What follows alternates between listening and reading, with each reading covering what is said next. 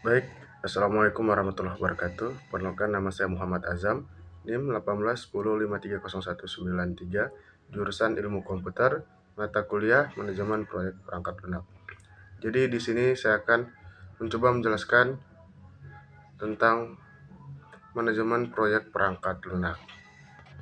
Di sini saya mengambil referensi dari satu buku, manajemen proyek perangkat lunak, teori dan implementasinya. Di buku ini dibagi menjadi 10 bab. Eh, Pertama, bab 1. Bab 1 ini membahas konsep dasar manajemen perangkat lunak. Manajemen perangkat lunak adalah proses perencanaan, pengorganisasian, pengkoordinasian, dan pengendalian sumber daya manusia dan teknis yang terlibat dalam pengembangan dan pemeliharaan perangkat lunak. Di Manajemen perangkat lunak ini memiliki beberapa konsep. Satu, yang pertama itu ada perencanaan proyek. Kedua, pengorganisasian tim. Ketiga, pengendalian versi. Keempat, pengendalian risiko, biaya, dan waktu. Keenam, pengujian dan validasi. Ketujuh, manajemen konfigurasi. Kedelapan, manajemen perubahan. Kesembilan, komunikasi dan kolaborasi. Kesepuluh, pemantauan dan evaluasi. Kesebelas, pengiriman produk. Dan ke-12, pemeliharaan dan dukungan. Di konsep manajemen perangkat lunak ini, dia memiliki beberapa poin penting yang bisa digunakan. Yang pertama itu ada people atau orang-orang, yang merujuk pada semua individu yang terlibat dalam pengembangan, pengujian, peluncuran, dan pemeliharaan perangkat lunak. Elemen ini sangat penting karena keberhasilan proyek perangkat lunak sangat bergantung pada kemampuan komunikasi dan kerjasama dari individu-individu yang terlibat. Di people ini dia juga dibagi menjadi beberapa bagian. Yang pertama itu ada tim pengembang, kedua pemangku kepentingan, ketiga manajemen proyek, keempat keterlibatan pengguna, kelima keterampilan dan kepemimpinan, keenam kerjasama dan kolaborasi, ketujuh komunikasi efektif, kedelapan pengembangan keterampilan, kesembilan kepatuhan dan etika, kesepuluh diversitasi dan inklusi. Di sini juga sesuatu yang kita kerjakan pasti mempunyai atau bisa ada masalah. Jadi masalah ini merujuk pada tantangan, hambatan, atau situasi yang memerlukan pemecahan selama siklus hidup pengembangan perangkat lunak.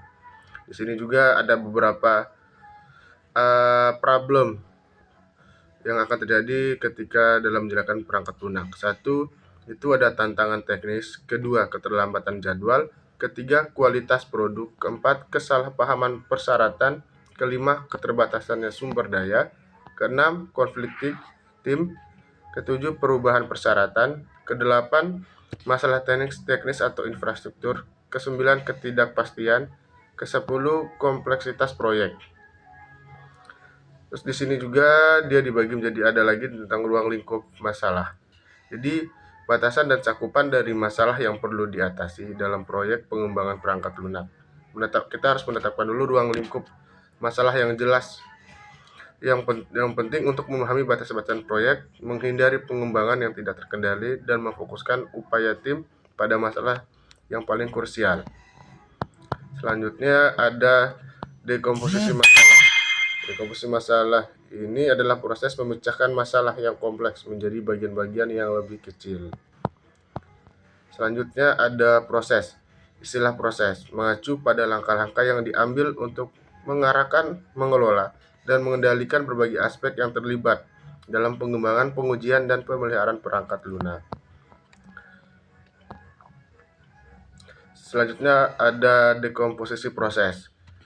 Itu adalah pendekatan untuk memecah suatu proses kompleks menjadi langkah-langkah yang lebih kecil dan terkelola. Jadi proses itu kita pecahkan lagi sehingga dia bisa menjadi item-item yang lebih kecil lagi sehingga terfokus. Selanjutnya ke bab 2. Bab 2 itu adalah konsep perangkat lunak. Pemahaman tentang konsep perangkat lunak sangat penting dalam pengembangan, penggunaan, dan pemeliharaan sistem yang efektif dan efisien.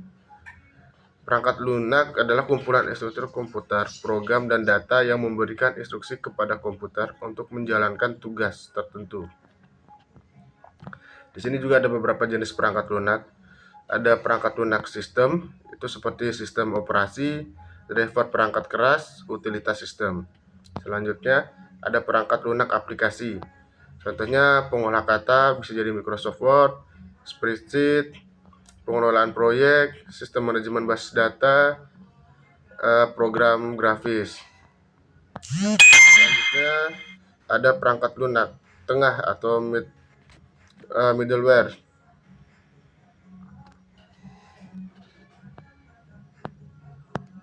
Di middleware ini ada contohnya itu di Enterprise Service Bus atau ESB, Message Queue, sistem manajemen basis data, sistem manajemen konten, sistem manajemen layanan.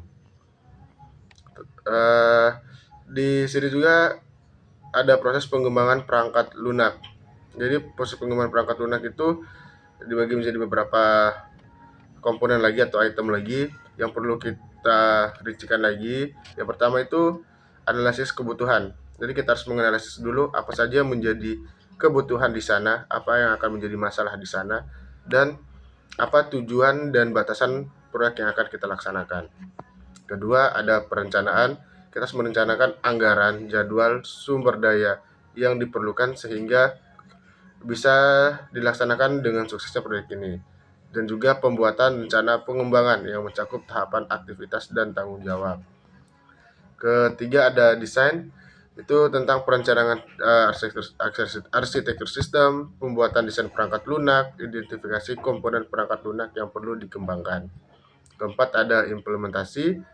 Itu untuk contohnya kita mengembangkan kode program berdasarkan desain yang telah dibuat, pengujian komponen, integrasi komponen perangkat lunak. Selanjutnya ada pengujian dan verifikasi. Kita menguji keseluruhan sistem perangkat lunak untuk memastikan kinerja dan kendalaan dan keamanan.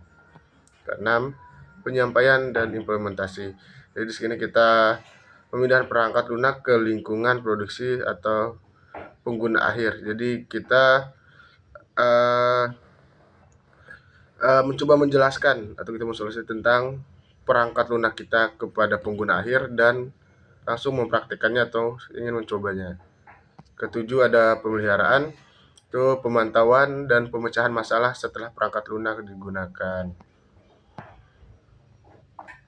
Di perangkat lunak juga ini untuk pengembangannya dia menggunakan beberapa juga, contohnya ada metodologi waterfall, metodologi agile, metodologi scrum, metodologi spiral. Selanjutnya kerangka bab 3 itu kerangka kerja manajemen proyek perangkat lunak.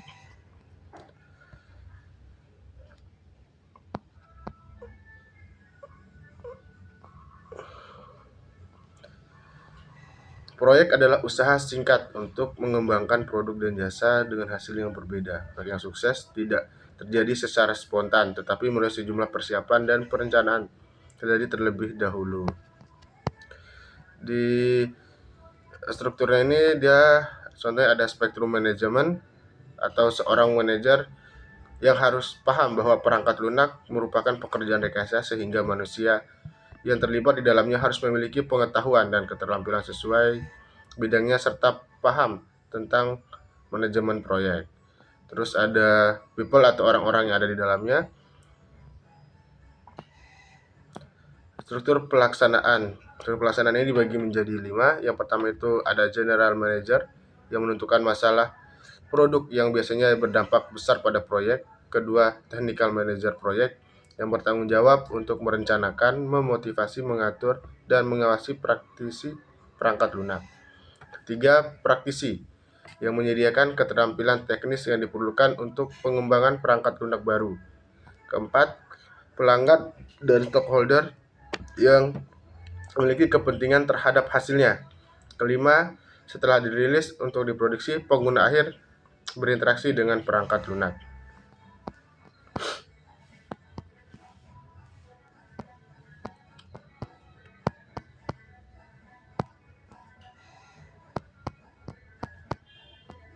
Selanjutnya ke bab 4, teknik estimasi biaya.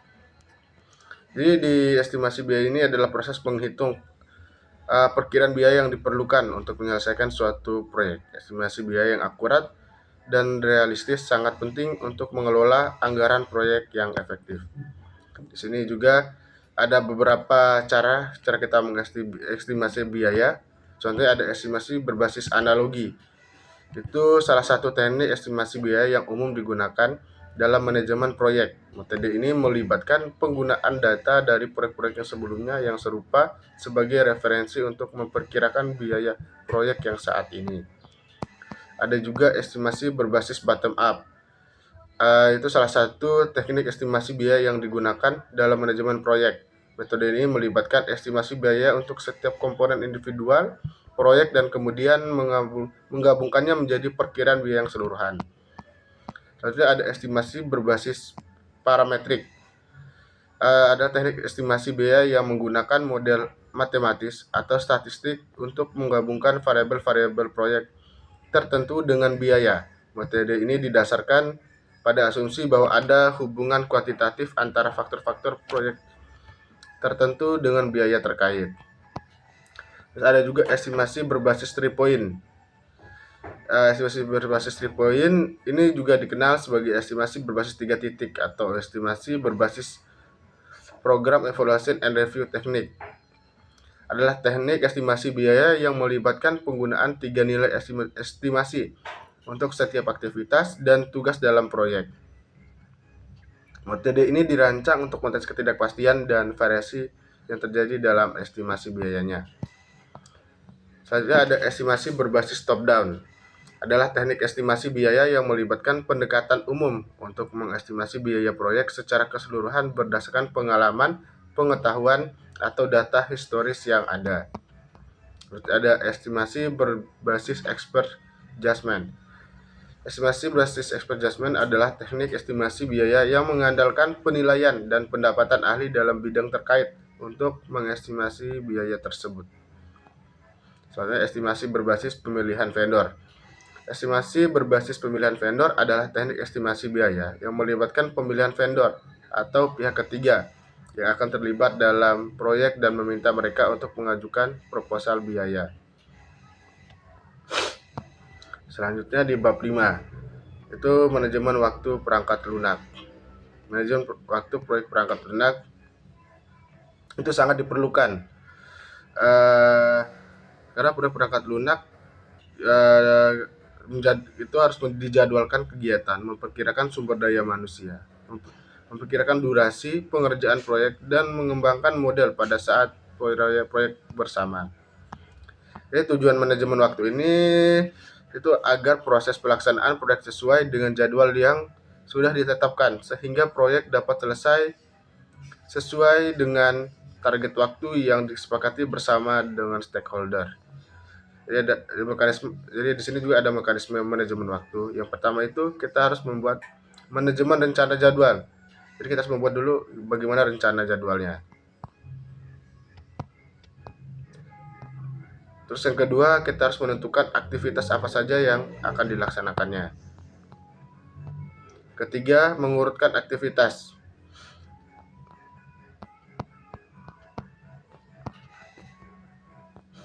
Keempat, ada membuat jadwal. Jadi kita harus mengurutkan dulu ketiga mengurutkan aktivitas dulu. Di mana yang penting, mana yang tidak terlalu urgent. Kita harus urutkan dulu baru kita bisa membuat jadwal. Terus ada manajemen waktu proyek perangkat lunak.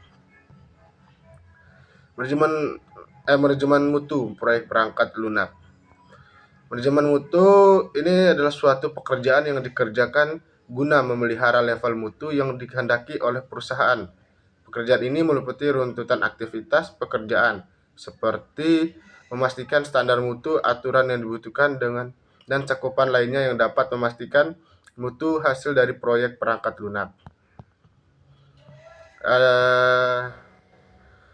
Jadi proses penjaminan mutu ini adalah perencanaan mutu, jaminan mutu, dan kendali mutu. Penjaminan mutu ini sebelum bisa dibuat kita harus mengetahui tahapan manajemen mutu dulu. Yang pertama itu perencanaan mutu. Perencanaan mutu ini kita harus menetapkan dulu bahan baku yang sesuai, mengajarkan dan menegakkan pemahaman tentang mutu, merancang aktivitas yang mendukung hasil yang sesuai. Baru kita bisa untuk penjaminan mutu. Penjaminan mutu itu atau evaluasi mutu meliputi langkah evaluasi pelaksanaan proyek perangkat lunak di setiap fase prosedur pelaksanaannya baik dari sisi software, hardware maupun brainware. Dari aktivitas penjaminan mutu ini dia ada beberapa keluaran. Satu, request change atau permintaan berubah karena untuk meningkatkan efektivitas dan efisiensi dari peraturan. Kedua, ada recommended corrective action. Terus ketiga, ada organization process asset. Terus ada update management plan. Setelah kita bisa menjamin mutu dari proyek tersebut, kita harus bisa mengendalikan mutunya. Kendali mutu. Pengendalian mutu melibatkan pemantauan dan pengawasan terhadap aktivitas pengembangan perangkat lunak untuk memastikan bahwa standar kualitas terpenuhi. Aktivitas pengendalian ini dilakukan setelah ada produk yang telah dihasilkan. Kegiatan pengendalian ini yang utama itu ada ketetapan pengakuan, terus kedua tindakan korektif dan preventif, ketiga perbaikan proses. Di penjaminan mutu ini kita bisa menggunakan beberapa analisis. Contohnya analisis Pareto. Analisis Pareto adalah salah satu analisis pengukuran mutu yang dapat digunakan untuk menganalisis masalah yang terkait dengan mutu. Ada juga Six Sigma. Analisis pengukuran yang populer di dalam pengukuran mutu yaitu menggunakan metode Six Sigma, merupakan sistem yang adaptif dan lengkap di dalam mengukur mutu salah satu produk dengan tujuan untuk memaksimalkan hasil untuk kebutuhan bisnis. Selanjutnya ada manajemen risiko proyek perangkat lunak. Manajemen yang baik melibatkan pengelolaan risiko sebagai elemen integral. Risiko proyek mengacu pada kejadian atau situasi yang tidak dapat diprediksi secara pasti. Jika risiko tersebut terjadi, dapat memiliki dampak positif atau negatif terhadap tujuan proyek. Di sini juga ada beberapa proses utama dalam manajemen risiko. Yang pertama itu perencanaan manajemen risiko. Kedua, identifikasi risiko. Ketiga, analisis risiko. Keempat, perencanaan penggunaan risiko. Kelima, pemantauan risiko.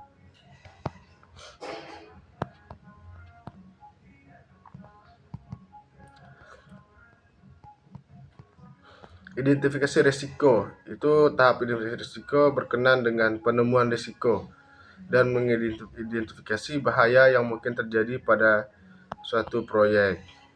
Jadi risiko ini dapat dikelompokkan menjadi beberapa kategori. Yang pertama itu ada risiko pasar, kedua risiko keuangan, ketiga risiko teknologi, keempat risiko sumber daya manusia, kelima risiko struktur atau proses.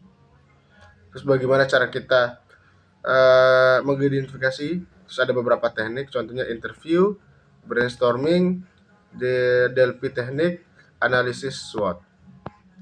Setelah kita mengidentifikasi risiko, kita bisa menganalisisnya dulu. Analisisnya kita bisa menggunakan analisis kuantitatif atau kualitatif. Setelah kita menganalisis, baru kita bisa membuat perencanaan penanganannya risiko. Jadi bagaimana kita melakukan penanganan di risiko itu. Contohnya kita bisa membuat strategi. Di sini juga ada beberapa strategi. Contohnya strategi untuk ancaman atau risiko negatif. Terus ada dua strategi untuk peluang atau risiko positif. Setelah kita membuat perencanaannya, langsung kita membuat pemantauannya. Pemantauan ini adalah kegiatan dalam manajemen risiko yang melibatkan tinjauan dan pengamatan terhadap risiko-risiko yang ada. Bab ke-8, dokumen kontrak. Jadi di Penerapan ini sebuah sistem kontrak itu bertujuan untuk mengikat satu atau dua atau tiga lebih orang untuk melakukan hal kesepakatan tertentu dengan menitik beratkan tujuan bersama dan saling menguntungkan berbagai pihak, serta dalam dokumen kontrak pula dapat memberikan rambu-rambu antara kepentingan agar kedepannya salah satu pihak tidak mengalami kerugian baik moral serta material. Di sini juga untuk dokumen kontrak itu contohnya ada surat perjanjian rangka penunjukan, terus ada surat penawaran, ada surat pengadaan barang, pengunduhan aplikasi, surat perintah kerja. Bab 9, organisasi dan personel proyek perangkat lunak. Jadi organisasi ini dan personel yang efektif merupakan elemen kunci dalam kesuksesan manajemen proyek perangkat lunak. Jadi struktural organisasi proyek perangkat lunak ini yang pertama ada struktur organisasi fungsional. Adapun keuntungan dari kita membuat struktur organisasi fungsional itu adalah pemisahan fungsi, keahlian dan spesialis, pengembalian keputusan yang konsisten, penggunaan sumber daya yang efisien, pengembangan karir yang jelas, terus peningkatan koordinasi intern. Terus kita bisa juga menggunakan struktur organisasi proyek murni.